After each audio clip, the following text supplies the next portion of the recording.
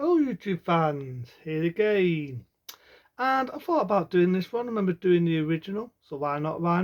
Re-Animator 2, Pride of Re-Animator. And what can I say about this one? It's still a dud.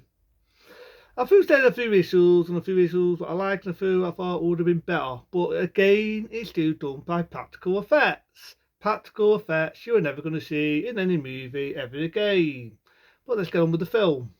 So it starts off, it's supposed to be now in the wartime. You've got our mate, the mad scientist, and the other guy operating on these people to do some bloody effects. And he uses that syrup.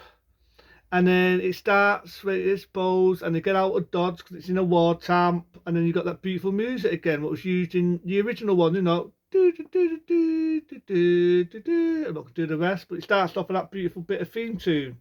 There's a bit where I will say this though, because we all remember how it ended. We all thought the mad scientist got it, and it ends with our mate was about to put the tube on the girl's neck and resurrect her, and nothing ever came across that, nothing. But I do remember there was an original opening of Re-Animator 2 where they used a different actress playing the woman.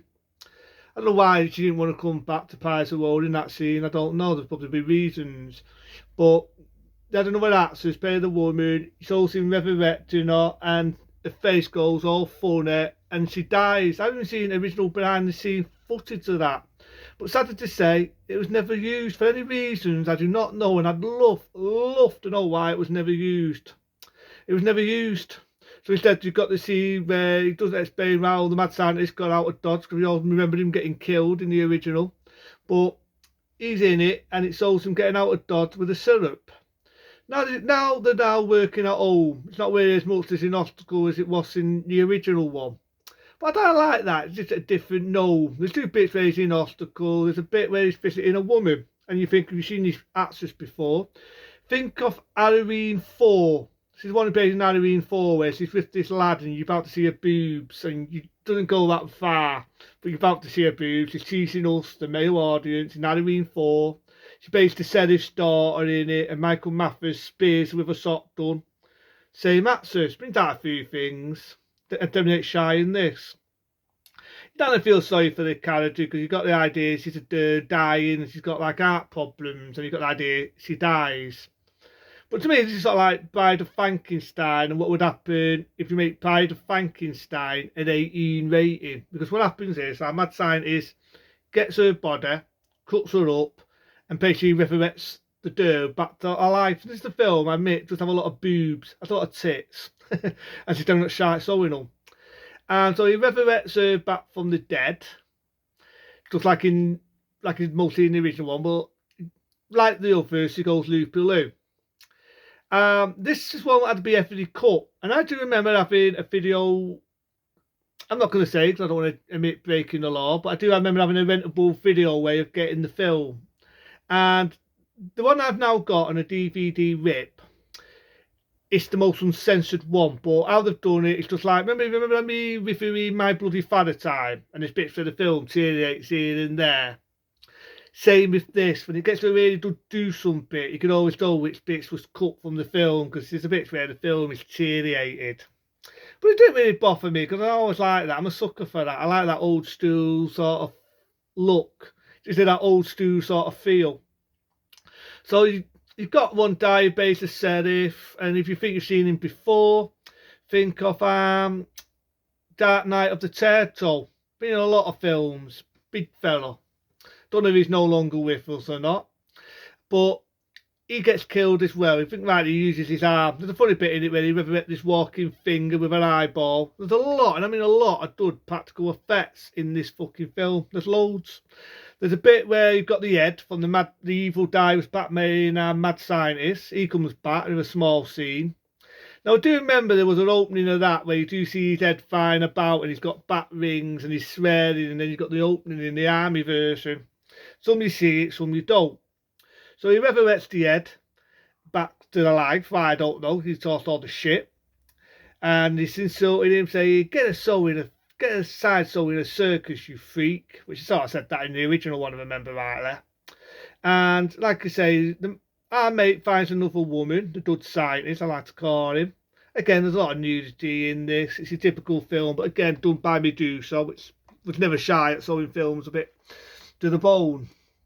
So what happens is the good bit where he kills a dog. I didn't think that was needed. Okay, we all know it's practical effects. And cute little doggies get killed before in films, and we know in real life no harm is done to animals. But it's like, do we really need to see that?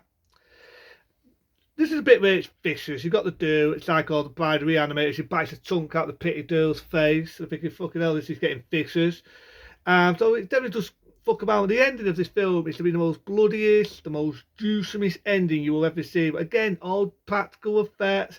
She makes she's naked and she pulls her heart out with her hand and says, "Is this what you want?" You don't feel sorry for her because she's evil, she's killing people, she's biting chunks out of people's faces. But at the end, she gets ripped to pieces, that being the bride of Re-Animator. She literally gets ripped to pieces, she kills herself, and it's just a gruesome death. The house explodes. Again, it leaves you thinking, does the mad scientist die? Which, if you've ever seen Re-Animator 3, let's talk about that, the happier. That's not the case. She's in prison in number blood in 3. But that was shit. I thought that like anything. But again, it leaves you thinking, does the mad scientist die? Because he gets buried. He gets out of Dodge, the dude die. This time, I'm happy to say the dude does not die. His new love of his life. The walk off, happy ending. But I do like Re-Animator 2. It's a little bit of a step down from the original, but it's still a good film. You know, you've still got some good practical effects. You've got arms, you've got limbs getting ripped off. There's a bit where the guy's head's flying about and it's got bat rings. It's definitely off its freaking rocker like the original one. You know what I mean? It's definitely, the only bits what I had an issue with is I felt sort of used a little bit of the opening of how the do and how it ended in the original, but for some reason it got stabbed. But other than that, though, it's still a good film. I still like the practical effects. Doesn't fuck about on the blood. Doesn't fuck about on the door. And that's what I love about the film. It doesn't fuck about. It is what it is. And it's just a mad film. It's a film, you watch it. It's got so much blood, so much gore. It's got so much going for it. And in the practical effects sense, that if I watch the film now, I miss it. I miss films like that because they did the third one. It was all shitty CGI. Had a CGI penis. Seriously, you didn't hear things there. A CGI penis. That when you go back into Re-Animator and Bride of Re-Animator, that being Re-Animator 2. In America, they called it, I think they called it Bride of Re-Animator. And in the UK, they called it Re-Animator 2. Fuck it, whatever name you want to call it. But I love it. I love it for the practical effects. I like the fact you got the dude naked halfway through the bloody film. Really looks bloody, really looks gruesome. Really does a good performance. The bit which pulls it out. This is what you want. Really good performance. Really gruesome. Doesn't fuck around in the blood and door department. And that's what I love about the film, the practical effects. And I do remember when Re-Animator 2 come out, I think it was roughly, 1990? They made a lot of good practical effect films. You had Plastic Taste 2 and you had Society, which is a damn good horror film if you like practical special effects. And you also had this one. And I watch this now, and honest to God, I'm not making this shit up. There's a tear in my eye. Tear. Because you've never seen films with practical special effects, not PC pussified. You'll never see films like that ever again. You never will. But this is my type of horror film. Re-Animator 2, or if you want to call it, Bride of Re-Animator. Damn good film, damn good worthy sequel. Into then, be smart, be safe, and I'll see you later.